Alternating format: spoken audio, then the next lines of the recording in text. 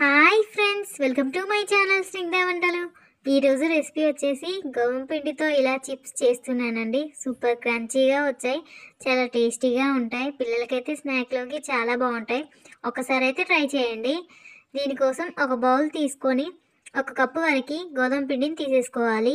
ఇప్పుడు ఇందులోనే 1/2 స్పూన్ వరకు ఓమును ఇలా కొంచెం క్రష్ చేసి వేసేసుకోండి. అలాగే 1/2 స్పూన్ వరకు జీలకర్రను కూడా వేసేసుకోవాలి. ఒక 1/2 స్పూన్ వరకు కారాన్ని కూడా వేసుకోండి. అలాగే 1/2 స్పూన్ వరకు ఉప్పును కూడా వేసుకోవాలి. ఇలా ఉప్పు వేసుకున్న తర్వాత మొత్తాన్ని కలిపేసుకోండి బాగా. ఈ కారం ఉప్పు గోధుమ పిండికి పట్టేలాగా బాగా కలిపేసుకోండి. ఇప్పుడు ఇందులోనే 2 స్పూన్ల వరకు కొత్తిమీరని ఇలా సన్నగా కట్ చేసి వేసేసుకోవాలి. బాగా సన్నగా కట్ చేసేసుకోండి కొత్తిమీరని. చూడండి, మా పాప అయితే తనే వేస్తా అంటూ కొత్తిమీర వేసేస్తుంది. తన చిన్న చిన్న చేతులతో ఇలా కొత్తిమీరని అయితే వేసేస్తుందండి. ఇలా కొత్తిమీర వేసుకున్న తర్వాత బాగా కలిపేసుకోవాలి.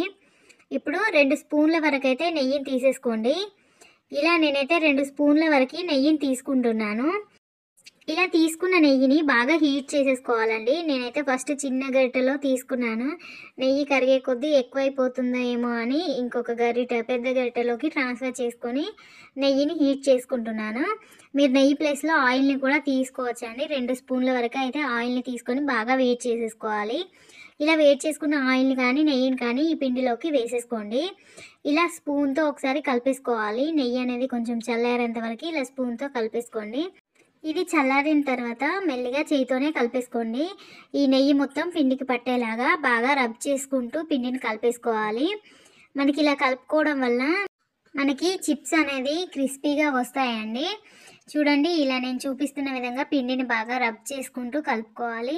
పిండి అనేది ఇలా కట్టేస్తే మనకి పర్ఫెక్ట్గా ఉన్నట్టు. చూడండి, పిండికి నెయ్యి అంతా బాగా పట్టేసింది.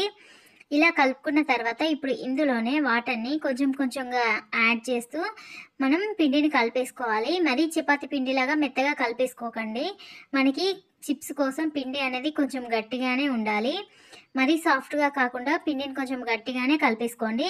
చూడండి, ఇలా కొంచెం గట్టిగా కలిపి పక్కకు పెట్టేసుకోవాలి. ఒక 10 మినిట్స్ వరకు ఈ పిండిని నాననివ్వండి. 10 మినిట్స్ తర్వాత పిండి అయితే నానిపోయి ఉంటుంది. ఇలా తీసుకున్న పిండిని 4 ఈక్వల్ బాల్స్ లాగా చేసేసుకోండి. ఇలా తీసుకున్న పిండి ముద్దని ఒకసారి బాగా కలిపేసుకొని చపాతీ పీటపై పెట్టేసుకోవాలి. కొంచెం పొడి పిండిని చల్లుతూ మనం చపాతీ ఒత్తుకున్నట్టే ఒత్తేసుకోండి. ఇలా అయితే నేను ఒత్తేసుకున్నాను. ఇప్పుడు చివర్లను కట్ చేసుకుంటున్నాను మంచి షేప్ కోసం. ఇలా ఎడ్జెస్ కట్ చేసుకున్న తర్వాత నేను ఈ చిప్స్ అనేది డైమండ్ షేప్లో రావడానికి ఇలా చూపిస్తున్నాను కదా, ఇలా కట్ చేసుకుంటున్నాను. మీరు కావాలంటే మీకు నచ్చిన షేప్లో కట్ చేసేసుకోండి.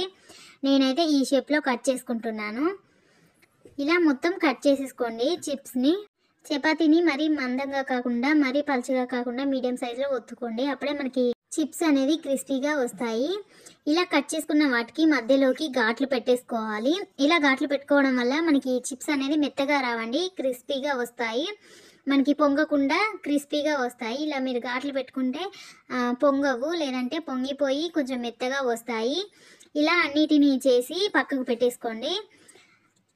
చూడండి, ఇలా కట్ చేసుకున్నవి నేను ఒక ప్లేట్లోకి ట్రాన్స్ఫర్ చేసేసుకుంటున్నాను.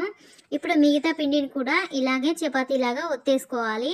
పొడి పిండిని కొంచెం లైట్గా చల్లుతూ ఒత్తేసుకోండి. ఇప్పుడైతే నేను పిల్లల కోసం కొంచెం కొత్తగా ఉండాలని ఇలా క్యాప్తో అయితే ట్రై చేస్తున్నాను. ఇలా క్యాప్తో అయితే నేను కట్ చేసుకుంటున్నానండి. వాళ్ళకి తినడానికి ఇష్టపడతారు కదా, చూడగానే నచ్చుతాయని. నేను ఇలా క్యాప్తో పెట్టేసుకున్న తర్వాత ఇలా స్మైల్ షేప్లో వచ్చేలాగా చిప్స్ని రెడీ చేసుకుంటున్నాను. ఇలా మీరు క్యాప్తో లేదా స్పూన్తో అయినా ఇలా స్మైల్ షేప్లో చేసేసుకోండి. వాళ్ళకి ఇంట్రెస్ట్గా ఉంటుంది కదా తినడానికి, చూడగానే నచ్చేస్తాయి, కంపల్సరీ తింటారు. మనం ఎప్పుడు బయట చిప్స్ కాకుండా ఇలా ఇంట్లోనే ట్రై చేయండి, టేస్ట్ బాగుంటాయి. కంపల్సరీ అందరికీ నచ్చుతాయి. చిన్నపిల్లలకేనే కాదు, పెద్దవాళ్ళకి కూడా చాలా బాగా నచ్చుతాయి. నేను ఇలా ఐస్ షేప్లో కూడా ఇలా స్పూన్తో అయితే చిన్నగా ఘాట్లు పెట్టేసుకుంటున్నాను. మీ దగ్గర ఏదైనా షేప్ కట్టర్ ఉంటే దాంతోనే చేసేసుకోండి. ఇలా ఈ షేప్ అని కాకుండా మీరు ఈ పిండితో ఏ షేప్ చేసుకున్నా కూడా చిప్స్ అనేది క్రిస్పీగా వస్తాయండి. నేనైతే ఇలా కొన్ని స్మైలీ షేప్లో అలాగే కొన్ని డైమండ్ షేప్లో అయితే చేసి పెట్టేసుకున్నాను. ఇలా చేసుకున్న స్మైలీలని ఒక ప్లేట్లోకి పెట్టేసుకుంటున్నాను. మిగతా పిండిని కూడా ఇలానే షేప్స్లో కట్ చేసి పెట్టేసుకోవాలి. నేనైతే ఇలా 3 షేప్స్లో అయితే కట్ చేసుకున్నానండి. వాళ్ళకి కొంచెం నచ్చుతాయి అనేసి. ఇప్పుడు థర్డ్‌దైతే నేను ఇలా స్క్వేర్ షేప్లో అయితే కట్ చేసుకుంటున్నాను.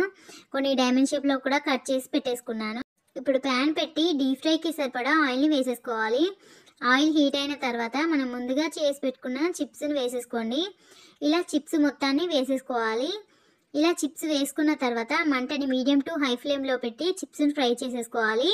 మనం ఇందులో కారం ఉప్పు వేసుకున్నాం కాబట్టి చిప్స్ అనేది తొందరగా మాడిపోయే ఛాన్సెస్ ఎక్కువగా ఉంటాయండి. ఇలా ఆయిల్లో వేయగానే 2 వైపులా బాగా కాల్చుకోవాలి. ఇలా మంటని అడ్జస్ట్ చేసుకుంటూ మంచి కలర్లోకి వచ్చేంత వరకు ఫ్రై చేసేసుకోండి చిప్స్ని. చాలా తొందరగా ఫ్రై అవుతాయండి. ఎక్కువ టైం కూడా పట్టదు ఫ్రై అవ్వడానికి. చాలా ఈజీగా అయిపోతాయి. ఇలా స్మైలీలను కూడా వేసుకున్న తర్వాత 2 వైపులా ఫ్రై చేసుకుంటున్నాను. ఇవి తొందరగా కలర్ వచ్చేస్తున్నాయండి. ఎందుకంటే మనం పల్చగా చేసుకుంటాం కాబట్టి కలర్లోకి తొందరగా వచ్చాయి. చాలా క్రిస్పీగా కూడా ఉన్నాయి. మా పిల్లలకైతే చాలా బాగా నచ్చాయి. మిగతావి కూడా అన్నిటిని వేసేసుకుంటున్నాను. ఇలా అన్నిటిని బాగా ఫ్రై చేసేసుకోవాలి. చాలా తొందరగా అయిపోతుందండి ఈ స్నాక్ రెసిపీ మాత్రం. మీకు పిల్లలకి స్నాక్ చేయాలనిపిస్తే మాత్రం ఇలా ఒకసారి అయితే ట్రై చేయండి. కంపల్సరీ నచ్చేస్తుంది. చాలా సింపుల్ రెసిపీ కూడా.